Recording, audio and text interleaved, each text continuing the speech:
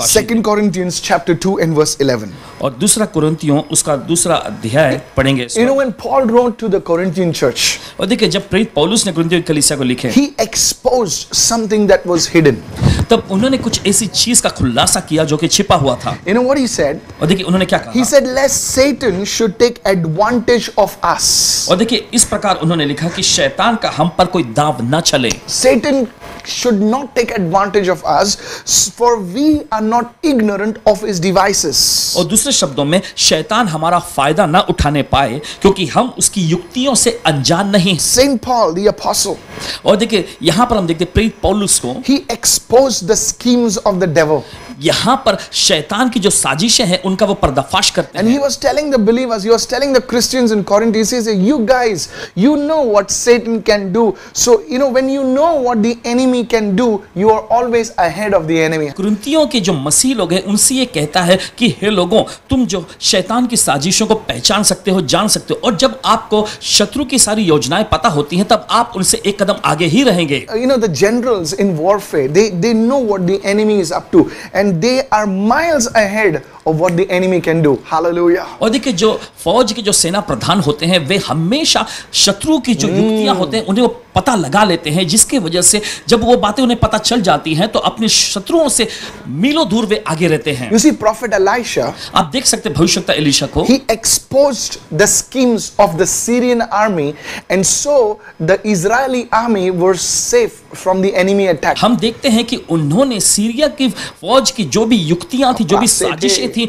उनका पता लगा लिया था। इसके वजह से क्या होता था, इजरायली फौज पूरी तरह से बच गई। Today, I believe the Holy Spirit wants to show you the schemes of the enemy so that you can be miles ahead of what the enemy can do against you. Somebody receive this word. आज मुझे पूरा यकीन है कि पवित्र आत्मा कुछ आपको ऐसा दिखाने जा रहा है जिससे आप शत्रु की युक्तियों को जान सके, जिसकी वजह से आप शत्रुओं से हजारों मील आगे रह सके। Go with me to the book of Luke chapter 4, and I'm going to read from the Amplified Version and verse 13 right now. और मैं चाहता हूं कि इस समय लूका के पुस्तक में उसका चौथा अध्याय 13वें वचन में निकालें। And when the devil had ended every temptation, the complete cycle of temptation, he sought another more opportune and favorable time. He sought another more favorable and opportune time. Please listen to these words very carefully. और बड़े ध्यान से इस वचन को सुनिए। देखिए वचन ऐसा कहता है एम्प्लीफाइड संस्करण के माध्यम से कि जब शैतान हर प्रकार की परीक्षा का चक्र समाप्त कर चुका तो उसने क्या किया, एक और अधिक उपयुक्त और अनुकूल समय के वो फिराक में रहा। You know, this was concerning Jesus. He ended the temptation and he was looking for a season, looking for a time to come in. और देखिए ये यीशु के बारे में यहाँ पे चर्चा हो रही है कि जब शैतान ने यीशु की परीक्षा कर लिया, फिर उसके बाद वो अनुकूल और उपयुक्त समय की तलाश में था कि फिर से वो वापस आ जाए। If you read the book of Chronicles, अगर आप इतिहास की पुस्तकों को पढ़ेंगे, there it says the sons of Issachar had an understanding of the times, of the seasons. और वहां पर ऐसा लिखा है कि इस्साकार के पुत्रों को समय की परख थी, उन्हें ऋतु की पहचान थी। I want to show you today at what times, what seasons the enemy can come against a Christian, against a believer. मैं आपके सामने पेश करने जा रहा हूं कि कौन सा वो समय होता है, कौन सा वो ऋतु या दौर होता है जब शत्रु आता है एक विश्वासी के खिलाफ में। The first one, और पहला है after a great spiritual experience, एक महान आत्मिक अनुभव के बाद में। this is a season he will try to enter in.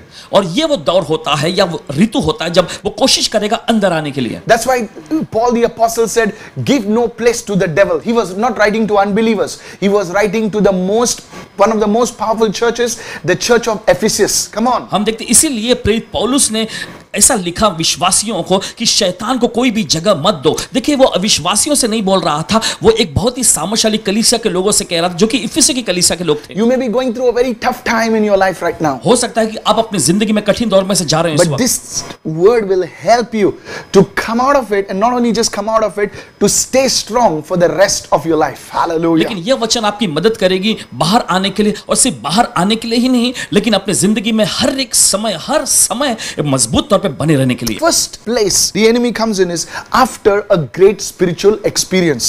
तो आप देख सकते हैं पहला स्थान जहां पर शत्रु आता है वो तब होता है जब एक महान अनुभव आत्मिक तौर पे आपको मिल जाता है। If you read Matthew chapter 3 verse 16 and 17, अगर आप पढ़ेंगे मत्ती के 3 अध्याय में उसके 16वें और 17वें वचन, Jesus had just been baptized and he came out of the Jordan River.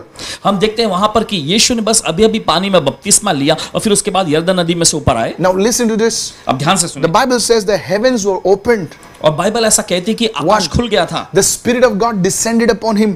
फिर उसके बाद परमेश्वर का आत्मा उन पर उतर आया And a voice came from heaven. It was the voice of the Father saying, "This is my beloved Son in whom I am well pleased." Three things happened. फिर उसके बाद एक आवाज आई स्वर्ग में से और ये पिता कह रहे थे कि ये मेरा प्रिय पुत्र है जिससे मैं अत्यंत प्रसन्न हूं। देखिए 3 खास चीजें यहां होती हैं। The heavens were opened. स्वर्ग खुल गया, The Spirit of God came, descended, and you could literally see it. और परमेश्वर का आत्मा उन पर उतर आया और लगभग वो देख पा रहे थे। And the third thing, there was a voice. और तीसरी चीज वहां पर एक आवाज गूंजी। What a spiritual experience. और कितना अद्भुत आत्मिक अनुभव What रहा, a powerful experience. कितना सामर्थ्यशाली अनुभव था Now, ये। right after this verse, और देखिए अब इस वचन के ठीक बाद में the Bible goes to Matthew 4 verse 1.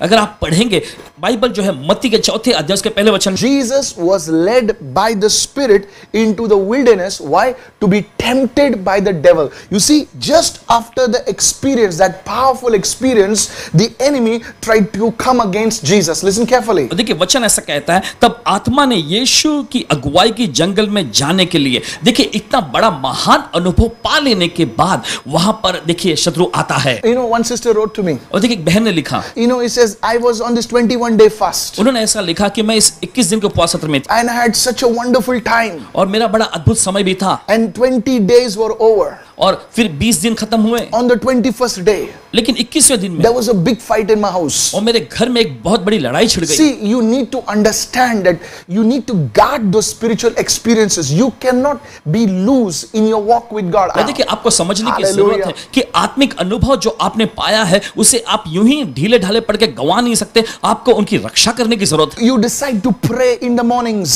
आप फैसला लेते हैं कि आप सुबह के समय प्रार्थना And करेंगे you're having great times of prayer in the morning. और सुबह बड़ा अच्छा समय बीतता है प्रार्थना में भी आपका, And suddenly something happens. और फिर अचानक उसके बाद कुछ हो जाता है। This is the enemy trying to come against you because of your great spiritual experiences. You don't keep sharing them with everyone. और ये शत्रु कोशिश कर रहा है आपके खिलाफ में आकर आप पर हमला करने के लिए, क्योंकि आपने यहाँ पर एक अच्छा आत्मिक अनुभव पाया है और आप इसे किसी से बांटने की कोशिश ना करें। So you see, after a great spiritual experience, तो आप देख सकते हैं एक महान आत्मिक अनुभव पाने के बाद you have to guard what you have received. जो आपने पाया है उसे आपको रक्षा भी करनी You know, पड़ेगी। many times Christians, believers, they become proud. और देखिए बहुत बार ऐसा होता है कि मसीही लोग, विश्वासी लोग वे घमंडी बन जाते They हैं, look down on people. वो लोगों को तुच्छ दृष्टि से देखते हैं।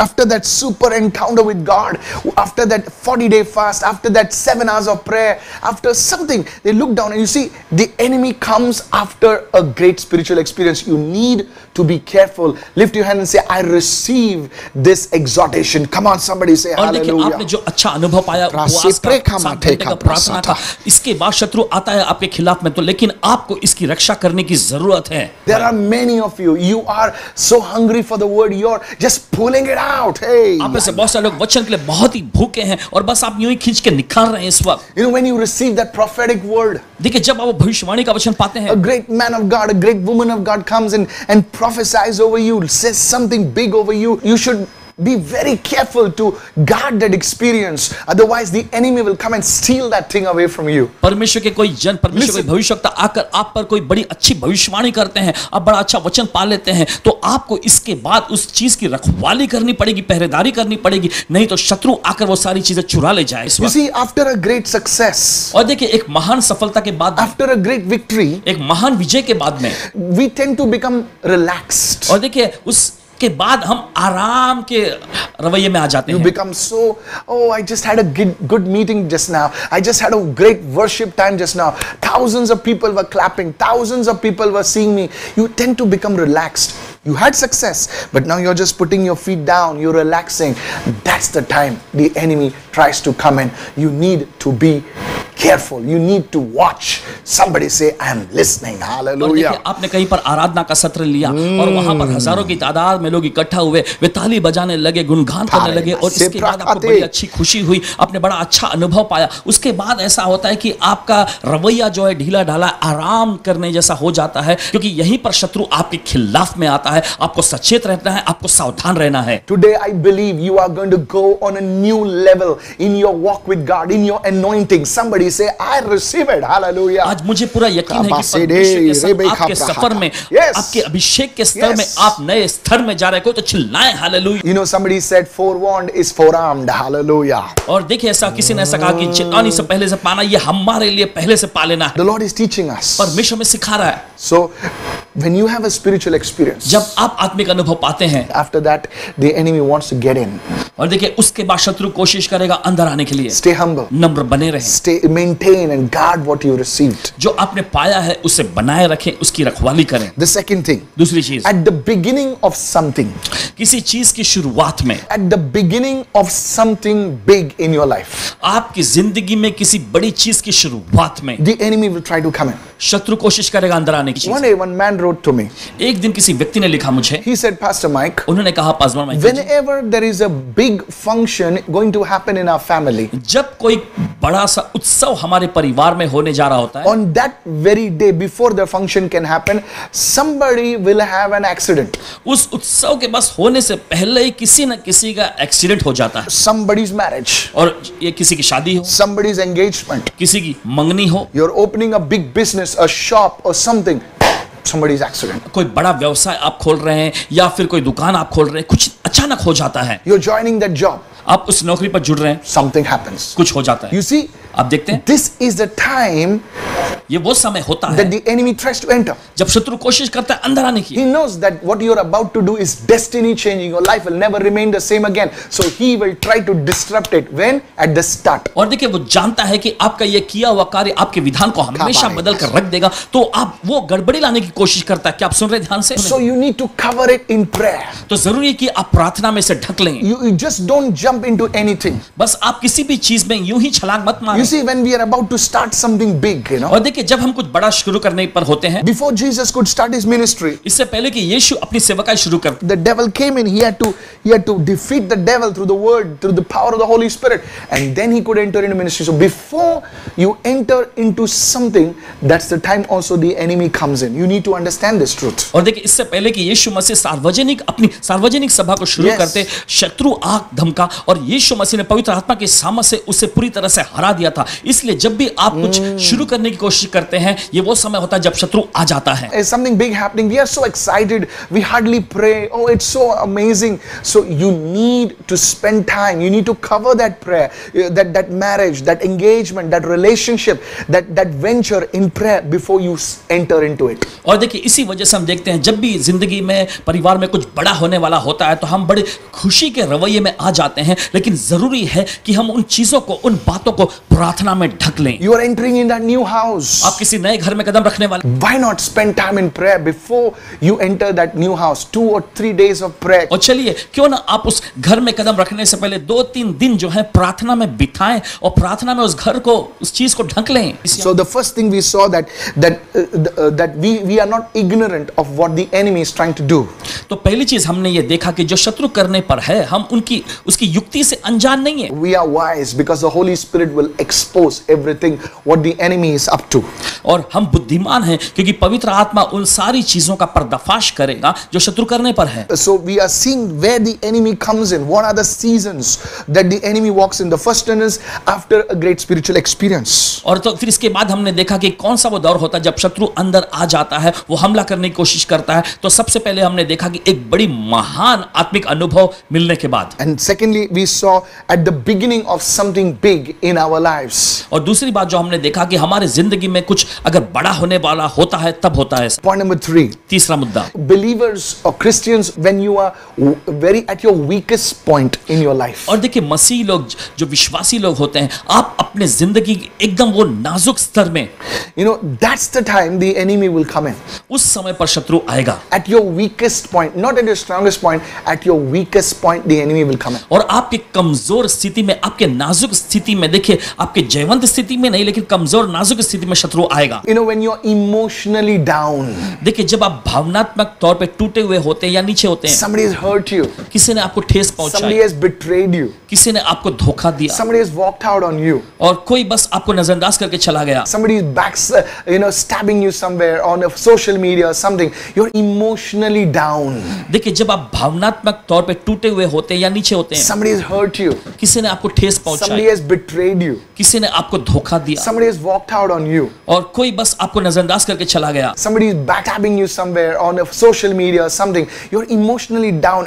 That's the point the enemy will try to get a foothold in your life. और हो सकता है कोई सोशल मीडिया पर आपको बदनाम कर रहा है, उस समय पर आप भावनात्मक तौर पे एकदम ऐसे चोट खाए हुए होते हैं, उस समय पर शत्रु कोशिश करेगा आपकी जिंदगी पर पकड़ बनाने You की। lost somebody in your life. अपने जिंदगी में कि किसी को आपने गंवा You दिया। see, Naomi, she lost her sons. हम देखते हैं नाओमी जो अपने बेटे को गंवा चुकी थी, She lost everything वो सब कुछ गंवा चुकी थी and she became bitter. और वो कड़वाहट से भर गई थी, People said, Naomi.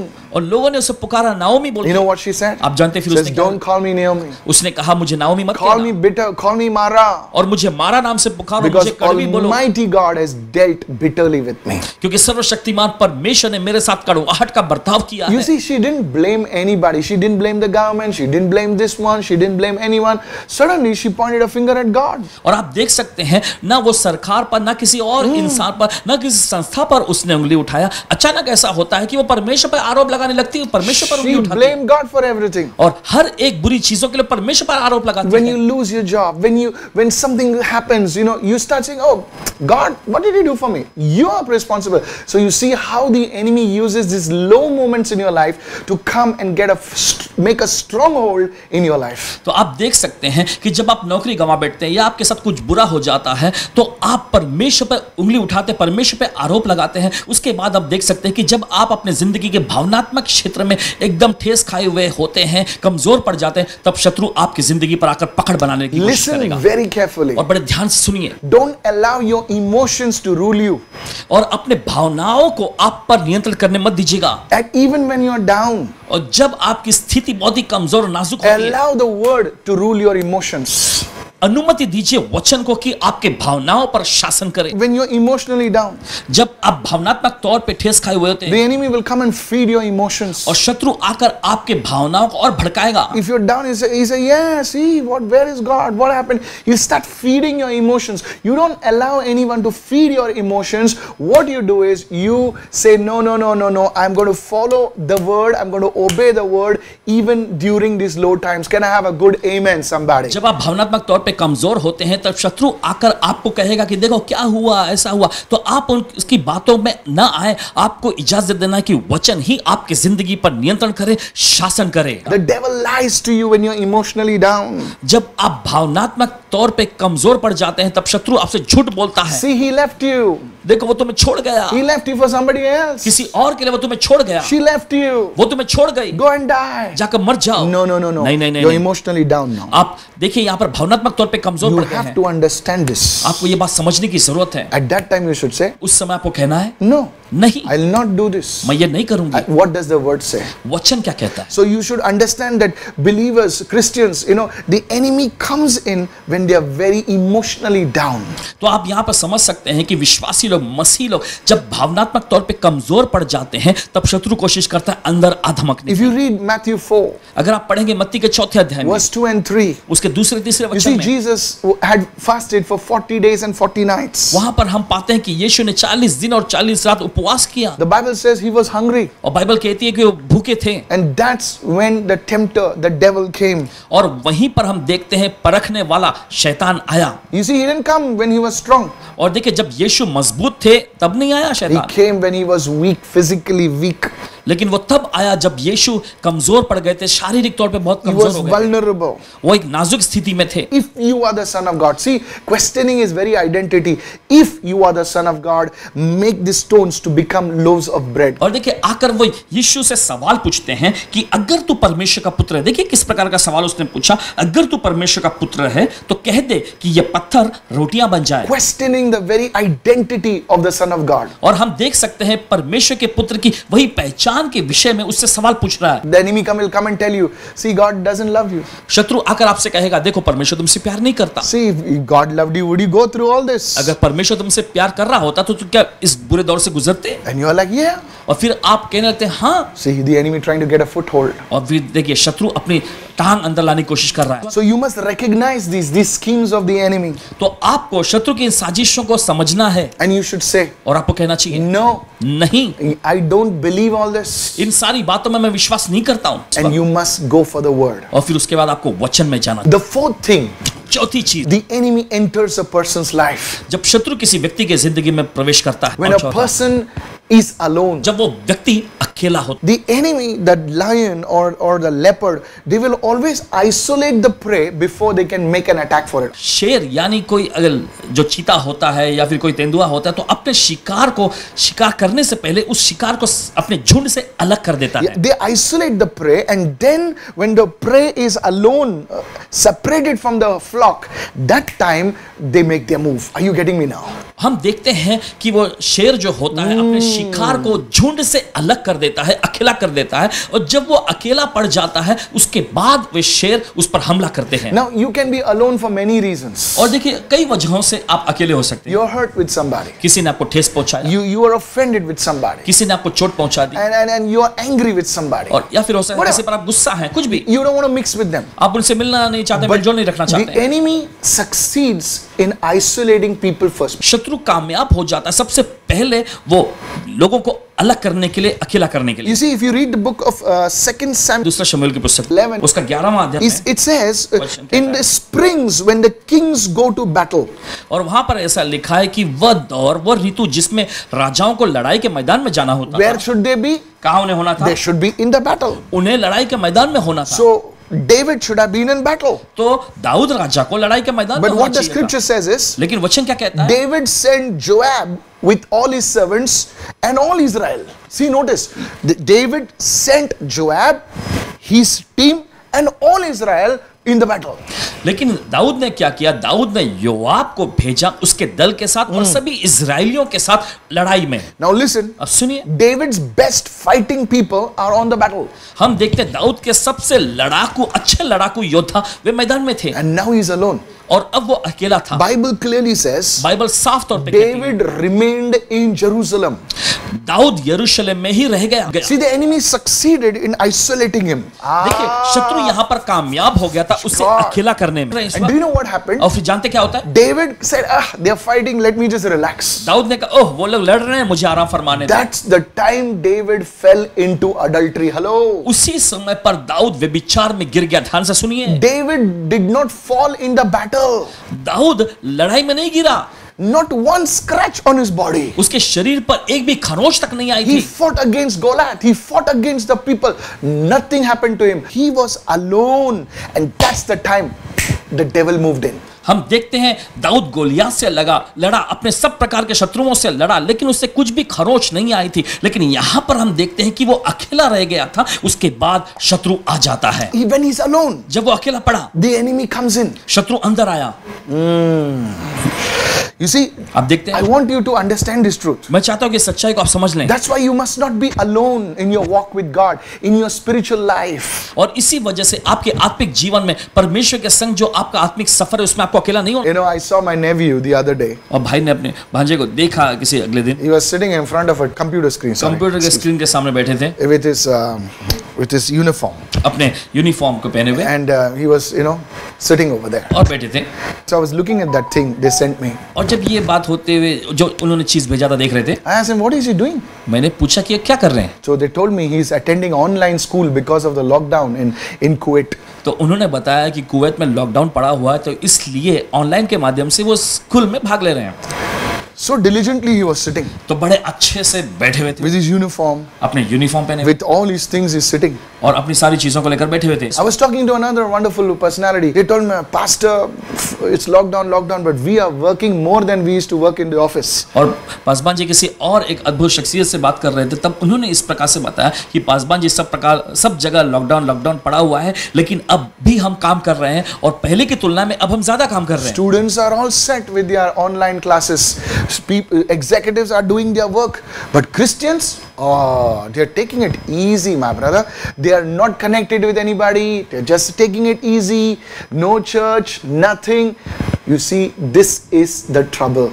The enemy is isolating you. You need to be connected. Somebody type connected. Hallelujah. और देखिए विद्यार्थी लोग जो हैं अपने काम को बड़े अच्छे से कर रहे हैं, एग्जीक्यूटिव लोग भी अपने कार्य में पूरी तरह से ध्यान दे रहे हैं, लेकिन हम यहाँ देख सकते हैं कि मसीह लोग, विश्वासी लोग, हम कह रहे हैं सब कुछ बंद पड़ा हुआ है तो बस हम आराम फरमा रहे, एकदम ढीला ढाला रवैया हम दिखा रहे हैं। ऐसा नहीं चलेगा। हमें जो ऑनलाइन सभा है इसमें हमें भाग लेना, एक दूसरे से हमें जुड़े लेने की जरूरत है, नहीं तो शत्रु आकर सब कुछ अकेला कर देगा और हमला करेगा। That's why you never need to be alone. और आप देख सकते हैं इसी वजह से आपको कभी अकेला नहीं होना चाहिए। Call up somebody, pray with somebody, pray for somebody. And the last one I want to share with you is very powerful. और किसी को कॉल करें, किसी से जुड़े रहें, किसी के लिए प्रार्थना करें। अब जो चर्चा करने जा रहे हैं बहुत ही सामर्थ्यशाली, ध्यान से सुने। When does Satan's greatest attack comes? Listen carefully now. और ध्यान से सुनिए कि शत्रु का यानी शैतान का सबसे बड़ा हमला कब आता है। Satan's greatest attacks come शत्रु का सबसे बड़ा हमला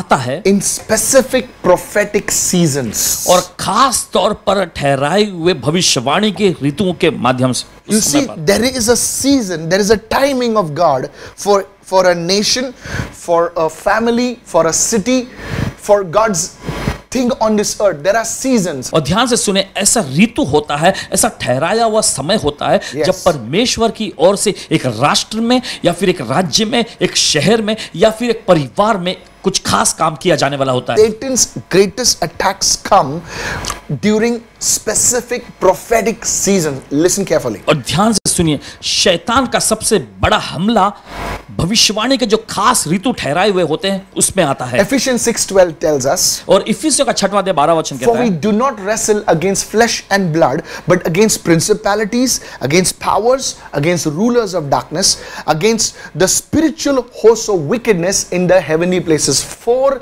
classifications of demonic powers. और देखिए यहाँ पर ऐसा जिक्र किया गया है क्योंकि हमारा यह मल्ल युद्ध, हमारी यह लड़ाई जो है लहू और मांस से नहीं मगर प्रधानों से और अधिकारियों से और इस संसार के अंधकार के हाकिमों से और उस दुष्टता की आत्मिक सेनाओं से है जो आसमान में है। यहाँ पर आप देख सकते हैं कि अंधकार की शक्तियों का 4 अलग तरह का स्तर यानी वर्ग यानी दर्जा दिखाया गया है। Write this down. लिख लीजिए ने। 4 demonic hierarchies which Paul revealed through the Holy Spirit. और देखिए यहाँ पर प्रेरित पौलुस अंधकार की शत्रुओं जो होते हैं उनका 4 अलग अलग दर्जा दिखा रहे हैं। Hallelujah. Principalities work through personalities.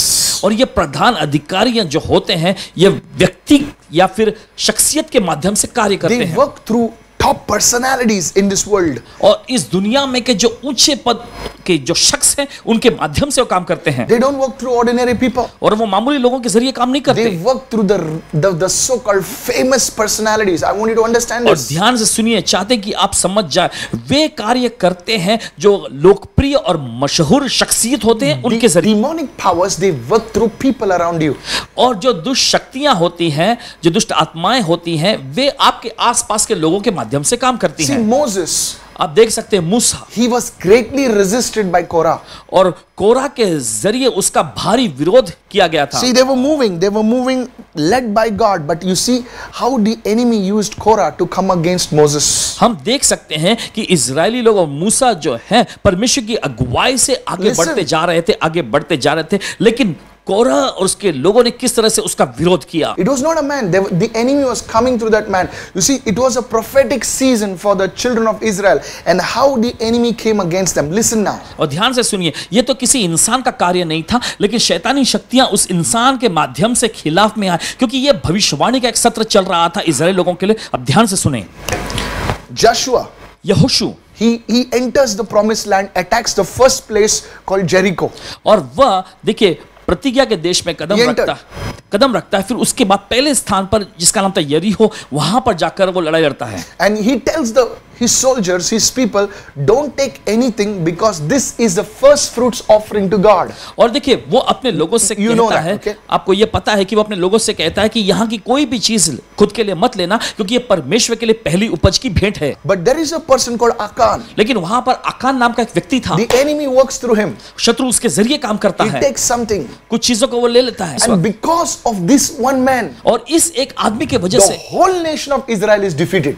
पूरा इजराइल राष्ट्र हरा दिया जाता है। See how the enemy works. देखिए शत्रु कैसे काम It करता was their season to enter. है। ये उनके लिए दौर था, ऋतु था कि The अंदर कदम enemy रखे। knows that. शत्रु ये जानता है, So he will come in that prophetic season. तो वो भविष्यवाणी के उस खास दौर और ऋतु में आएगा। When you receive this understanding, जब आप इस समझदारी को ग्रहण करते the हैं, devil's power over your life will be broken in Jesus' name. शत्रु की शक्ति आपकी जिंदगी से टूट जाएगी यीशु के नाम में। Somebody shout hallelujah. कोई तो चिल्लाए hallelujah. You see, Jesus was born.